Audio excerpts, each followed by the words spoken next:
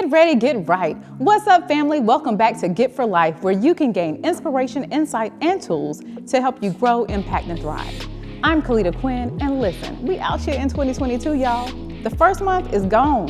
And when we started this year, maybe you had aspirations of really building your legacy this year. Perhaps you're looking to build your investments. But if you were my next guest, you would be thinking, I'm gonna do all of that while I build these high-value homes. That's right, you see what it is. We're in one of them now. Today, we are heavy on the inspiration, and we are getting it together with Orlando Pitts, CEO of the exclusive Pitts Investment Group, as well as Southern Hospitalities. And let me tell you, now, if you're the type to believe that the Lord has called you also to be in one of these high-value homes, then you're gonna wanna lean in. You're probably gonna wanna grab some type of note-taking apparatus, because Orlando is gonna give us some practical things that we can do today to get on the road to building and living in wealth. We wanna welcome him. How does it feel to be you? First of all, thank you so much for having me on your show. We've known each other for a long time, and I'm so proud of you to be on this platform with you, first of all. Thank you. How does it feel to be me? I've never been asked that question, so it just really depends on what day of the week it is. It depends on what hat I'm wearing. It probably depends on which one of my kids you talk to, or my wife, or some of my friends. But overall, I tell people all the time, I have a really, really good life. Anytime that it's all relevant. So anytime you have a wife and children that love you and family to support you, in all of your ventures, I think that's a really, really good life. So it feels really good some days. Some days it's chaotic. Yeah. It's a lot to carry. But we're getting it done, man. We were built for this. Clearly you were built for this, and clearly you are doing a phenomenal job of building for others. So thank you for coming on the show. I know you have so much information to give us. I'm just excited to be in your presence. I was telling you earlier that a lot of times folks are not real forthcoming with how they got to where they are. And so we definitely want to know that about you. Now, did you start out with a lot of money? Did your dad give you a small $1 million loan maybe? No, not the case at all. Okay. Not the case at all. We grew up from very, very humble beginnings. We were extremely poor. And that's not a knock against my grandmother or my mother or my uncles or anybody like that. It's just what it was. And so we were the poorest people that I knew. But I always knew in the back of my mind, I knew it was a better life. I knew it was something more than what we were experiencing. And so that's how it all began. My earliest thoughts are not of classrooms, are not of being on the playgrounds, and not of any of those things. My earliest thoughts are how do we pick these blackberries that we were trying to make blackberry pies with early on, and I was always talking about how can we need a 5-gallon bucket, how do we sell this stuff? Right. And so those are my earliest thoughts, me and my cousins just hanging out, and us always talking about how is it that we can make money, and me walking around in our neighborhood saying, man, why isn't there houses here? Yeah. And so these are my earliest thoughts, and lo and behold, here we are today. Wow. Well, we are super impressed. I know that right now we are in one of the properties that you have built, and I know that you have a very keen sense for design and for building. Can you tell us a little bit about how you got interested in that and where all of that came from? Well, when me and my wife got married, it's funny that I would always have these ideas and thoughts that I would run by her or tell her that I'm going to accomplish. And I've never had a goal that I've never accomplished. And so one day I came home and I was like, hey, I saw this big house somewhere, and I don't even remember where I was at. And so I said, one day, I would never forget, we were standing in our front yard. We were looking at the stars, and I said, one day, if you stick with me, this is what we'll have. Wow. And so just always had a not just a need to build or desire to build, just always having a desire to do more and accomplish more. And then wherever that would take me is where we would end up. And so fortunately, a couple of things that I've done has worked out. Had a lot that hadn't worked out. I would say. But fortunately, I've had a few ideas that's worked out, and so we're just excited about our future. Well, look, let me just say, sis did good on that one. I don't know if her discernment was on, or if she, if she had heard from the Lord, because y'all are doing phenomenal, and it is such a blessing that you are even allowing us to be here. So we're excited to glean from you today. Let me ask you, when you get started, what was one of the first things that you knew you needed to accomplish? Whenever you set out to have this idea of, I'm going to build my own home. Mm-hmm. What got you started on that process? You said that you saw maybe a vision or a template or something like that. But how did you make the first steps? Yeah, if you want to get started, I think first you just have to find something that works. You have to find something that works because even before I built the home, we had a totally different company, or we still have a totally different company, Southern Hospitality, where we do commercial cleaning. And Okay. so, in that world of commercial cleaning, it's not always the glamorous jobs, right? It's the ones that you find that's a service industry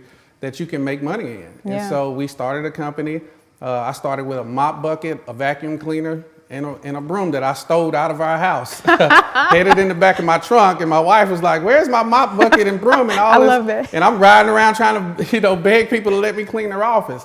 And I'll never forget, I pulled up to this one office. This was after about 3 months of just going door to door, and knocked on this person's door, and they called me and they said, "Hey, we'll allow you to clean our office space. But we can only pay you $55 every 2 weeks." Wow. That's $110 a month. That's how this company started, right? And Wow. So I remember I called my wife and I told her, and she probably wanted to hang up the phone, but she didn't. Right. She was thinking about, like you said, you had told me. Yeah, right? I told her it was going to be big, man. Right. But $110, $55, right. $110. That's all we can give you. And so, but I remember walking away from and closing his door, getting in my truck, and I go a half mile up the road. And I heard this voice of the Holy Spirit tell me, if you be faithful over a few things, I'll make you rule over many. I immediately turned my truck around and told the guy I'll be there the next day. And that's how a company was started. That's how a company was born. And so we went from that to meeting, we had grew to about 6,000 in revenue monthly. And I was doing pretty good because I was the only employee. So I was wearing the button up in the daytime and cleaning at nighttime. And my goodness. It was just me. And so we had got up to about 6,000 in sales. And then I met another gentleman named Troy, and Troy introduced me to the franchise called Office Pride. And so we ended up buying the Office Pride franchise, and the rest is history. So It's amazing, though, that you just have to start, right? Because a lot of people don't start, and they don't realize that once you start, God will give you a lifeline. Yeah. Right? So if you're out here swimming, God will give you a lifeline. You don't have to worry about that. Yeah. And Troy was my lifeline that he gave me. And so we just had a conversation. He told me how big that I could be. In 3 years, we're the 4th largest franchise across the United States. And so, we went from 6,000 months of sale to 1.3 million, somewhere around in there in annual revenue. And so we just, so it was a blessing. So not only that, but you're learning how to do business. Yeah. Right? You're learning how to grow. You're learning how to scale a company. And so you can take that, right? You just some latitude of success, and then you can leverage it, and you can make another company become successful as well. That is amazing to know that you started from literally $110, your own resources. Come on, look, because God says it's in the house. You already have it. Yours was literally in the house. The one was like, get it back and bring it back to the house. Yeah. But that is just encouraging and inspirational, because I'm sure there's somebody listening today who's thinking that they don't have enough money to start a business, or they don't know what it takes. Do I have to go get a loan? And literally get what you already have and just get to work. Whatever take a your hands step. find to do that. Yeah. That's what we've been taught. Whatever your hands find to do. Sometimes you just stumble upon businesses, right? It's not necessarily that you sit down and you had this great business plan. Sometimes you just stumble upon it. Right. Like I was never sitting in the classroom thinking, hey, I'm gonna be a janitor, right? That was never part of my to-do list. But sometimes you just stumble upon it, and when you stumble upon it, sometimes those are the best businesses to have. That blows my mind. I mean, from that to, what did you say, 1.8? 1.3. 1.3, man. So somebody be encouraged. You can do it too. That is part of what this is about. So let me ask you now, like, what motivates you? Like, what is it that gets you up out of bed? What is your driving force? You've already scaled this company to 1.3 million. Like, do you have goals to continue to grow that business? Yeah. So what motivates me? You know what? I don't know. I mean, I know. So if I look around, I'm motivated by my family, my wife and kids, and creating a life that they never had or dreamed of, or that I ever had. Right. I'm motivated by my friends who, are that I'm able to encourage to kind of take leaps of faith.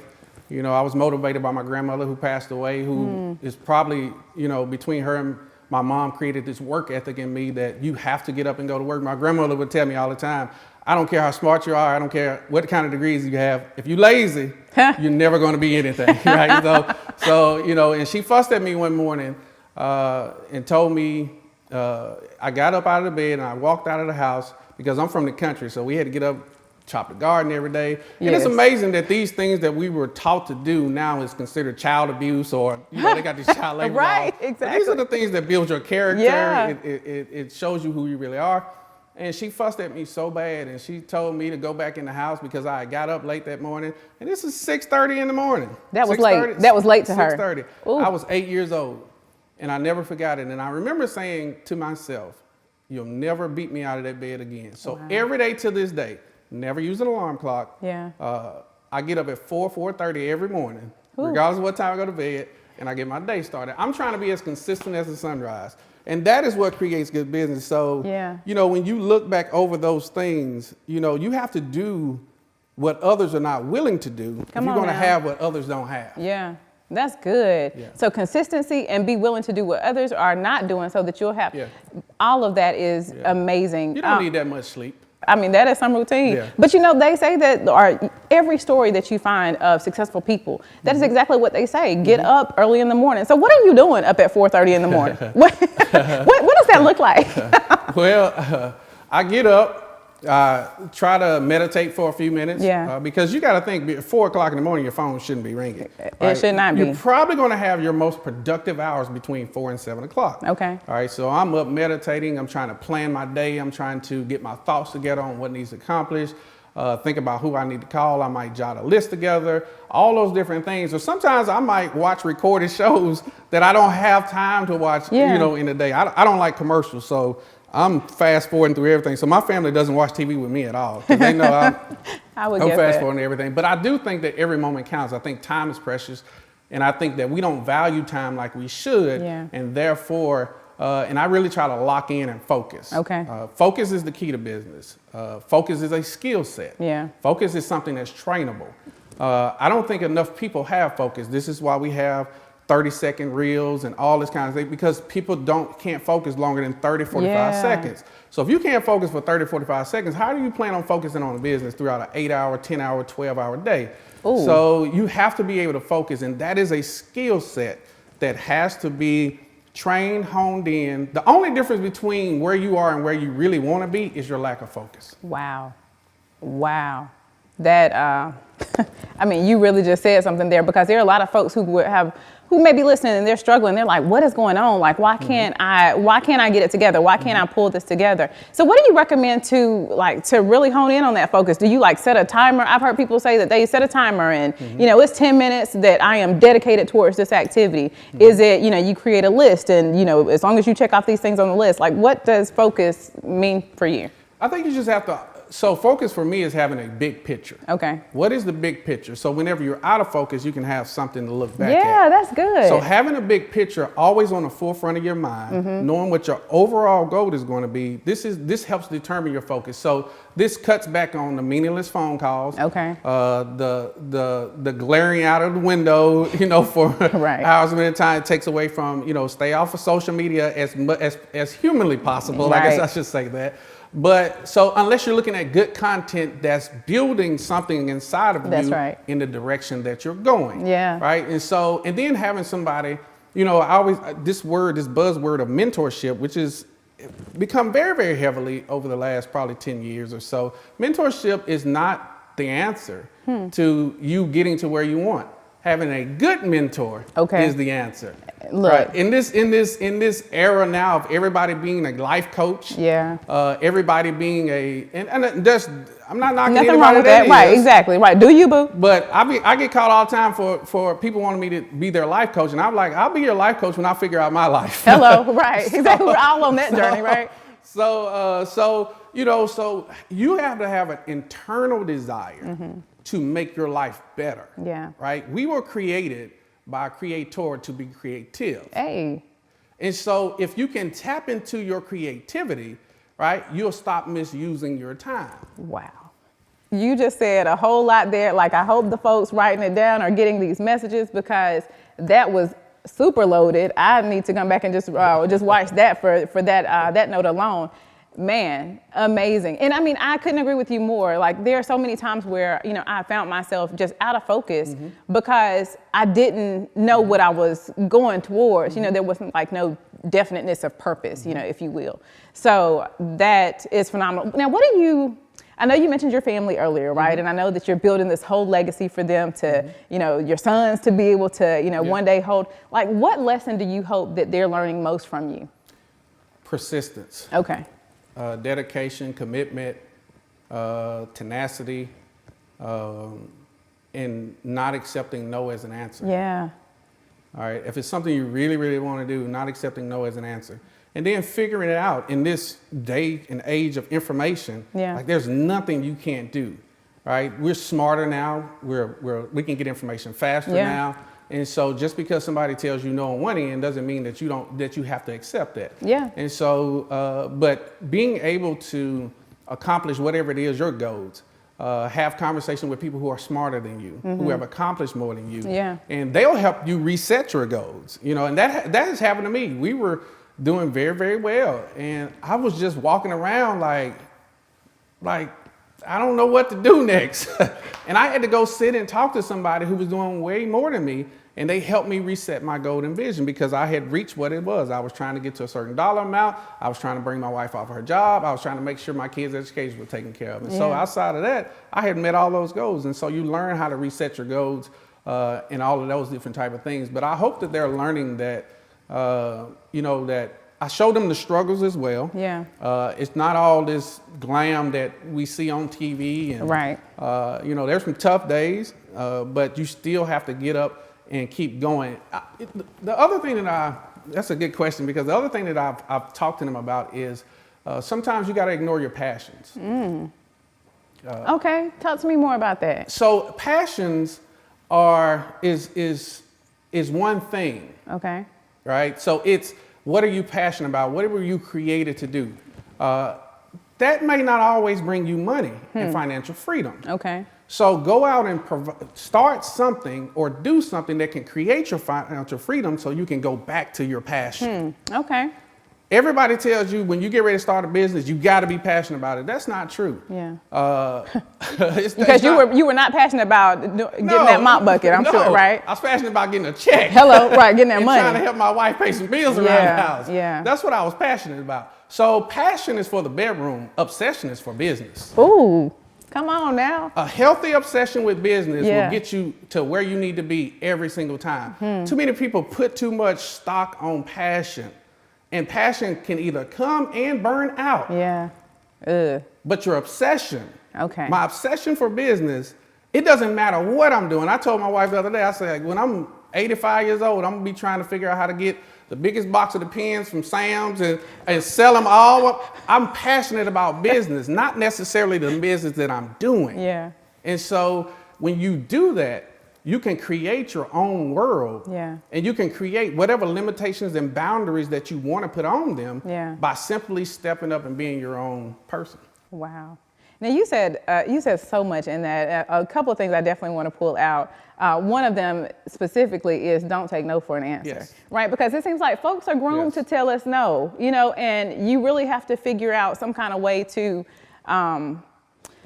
work around whatever you feel whenever you hear no. My husband says, get your nose out the way, you know, so that way, because you know they're coming, so just get them out the way. So I think that it's very important that you're giving your sons that lesson because, you know, that will help them to not stop along the way. But then your passions, right? And when you say that your passion is for the bedroom and obsession is for business, that's so profound to me because a lot of times we've been taught that, you know, oh no, you got to find your purpose and you should be passionate about your purpose and find the thing that you would do without any money. Yeah. And that sounds kind of crazy because you still need to live. When you say it out loud. Right. Find what you'll do for free. That sounds, how are you going to survive and how are you going to be passionate in the thing that you love to do when you're broke? No, nobody's passionate homeless. So you have to find something that can fund your passion. Yeah. And if you find that, then you begin to live. Wow.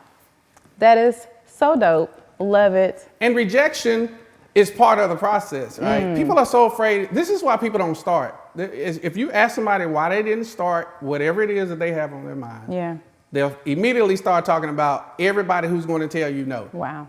People they haven't even asked. And so rejection is part of it. I've always looked at when somebody tells me no, that that's just God's way of telling me that that's not the person I need to be working with. That's and good. that is totally okay.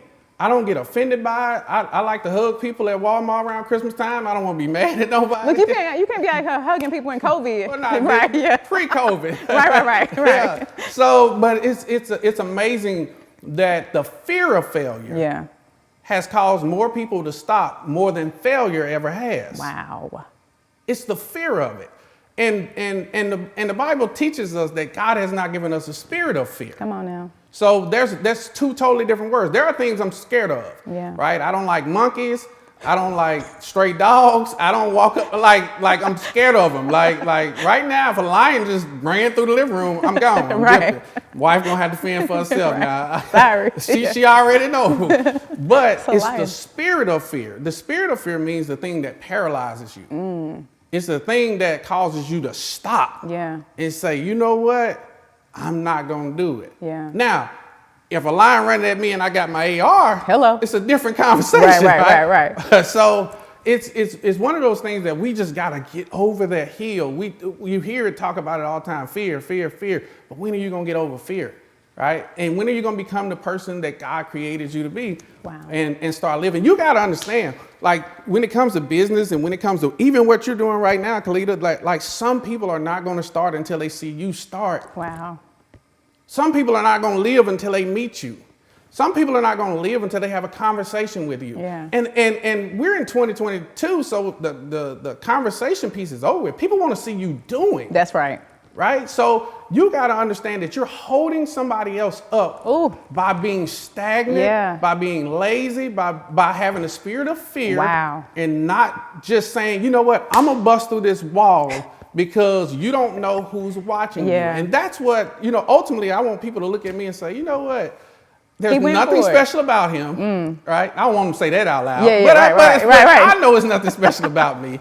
But I try really hard, and I'm just not afraid. I told my wife the other day, my superpower in business is that I have no fear. Wow.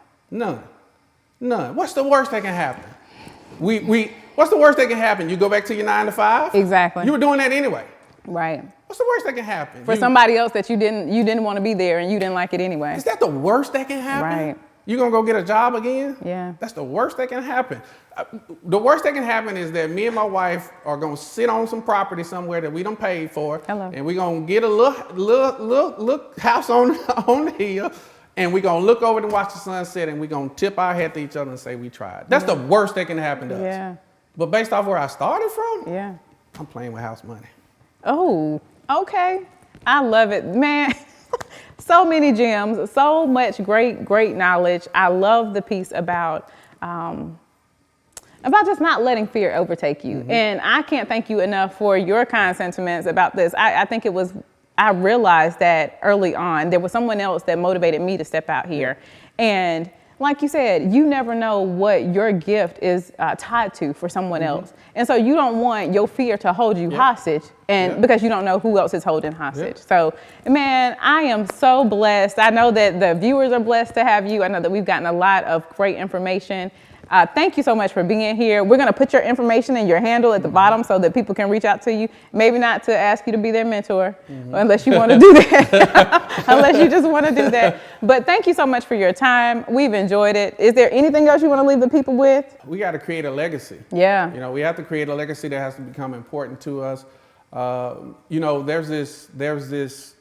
scripture talks about us coming before God and him saying, well done, thou good and faithful servant. And for so many years, I've lived my life to try to hear those words. And then recently I said, you know what, man, that's not right. If I don't look back over my life and say, well done, how would I expect God to look at me and say, well done? At some point, God's going to want a return on his investment. He invested a lot in us. And so we just have to get over the hills. We have to find somebody that's doing what we're doing. You don't have to reinvent the wheel. It's not that hard, right? But it takes guts. It takes bravery. And you ultimately have to become the person that God created you to be. Wow. That's phenomenal. Look, I love it. I thank you again. You know, it just made me think of something else. We talked about the parable of the talents, right? And one thing I always say is that, you know, I don't want them to come back and take my talents and give them to somebody else. So you just, I mean, literally nailed that. The thing you're thinking about doing, somebody else is already about to do. Ooh. So you have to look at yourself in this manner that you're so small to God's plan. If you don't do it, he'll find somebody else to do it. Yeah. But you're so big to God's plan that he needs you to do it. Wow. That's why he told you.